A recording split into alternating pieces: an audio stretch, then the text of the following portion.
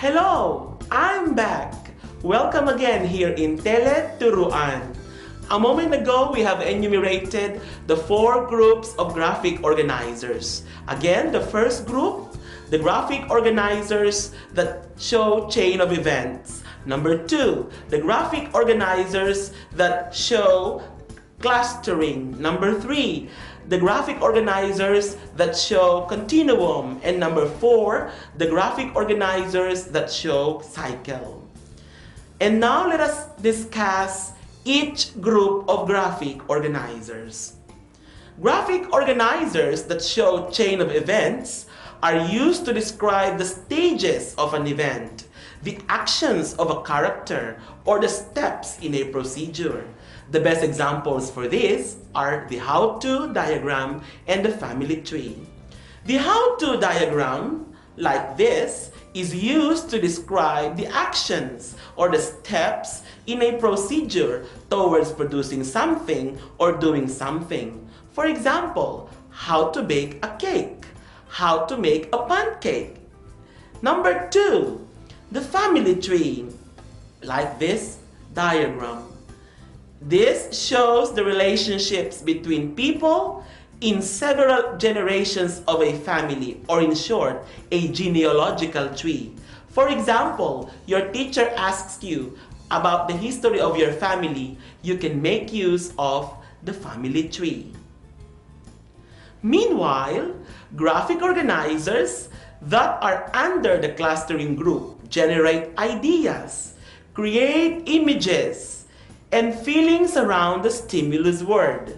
As students cluster, their thoughts tumble down, enlarging their word bank for writing and enabling them to see patterns in their ideas. The best examples for this are the bubble chart that we used in our preliminary activity, fishbone, problem-solution chart, and the Venn diagram. The fishbone diagram, as shown here, shows possible causes for an effect or a problem. It is also used to show causal interaction of a complex event. For example, the problems that we experience every day, what are their causes? What are the possible solutions to this problem? The answer is, use a fishbone diagram. The next example is the Venn diagram. This is an organizer that shows all possible logical relations between a finite collection of different sets, like what I have here. Typically overlapping circles, we use it in English when we are comparing or contrasting concepts and ideas.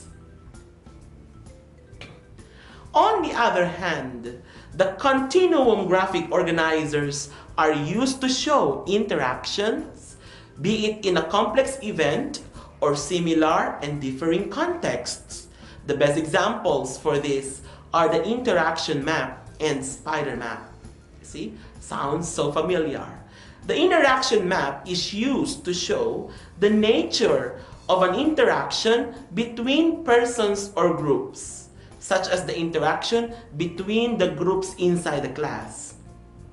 On the other hand, a spider map, or sometimes called a semantic map, is a type of a graphic organizer that is used to investigate and enumerate various aspects of a single theme or topic, helping the students organize their thoughts.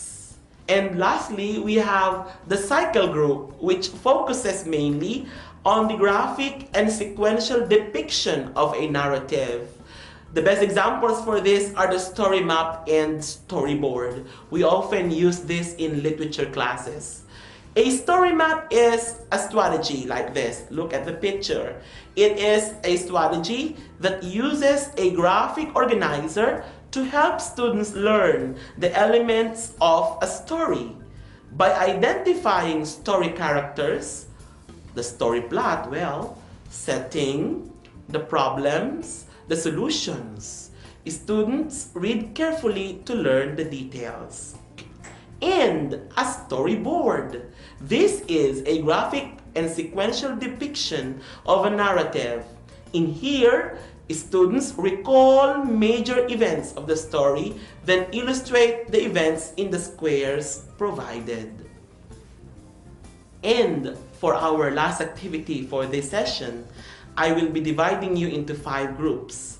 Each group will receive an article to read, and each group has to choose a graphic organizer that will be best used to organize the details found in the article. For Group 1, you have the article entitled Cabanatuan City, Our Place, Our Home. For Group 2, we have the problems of teenagers today. Group 3, how to prepare blueberry cheesecakes. Group 4, the Little Red Riding Hood. And Group 5, the prose and the poetry. You have to choose from among the graphic organizers that we have discussed. And so, heaping thanks to all our televiewers for watching this week's episode of Tele-Turuan. I hope you have learned. Guys, until the next episode, bye!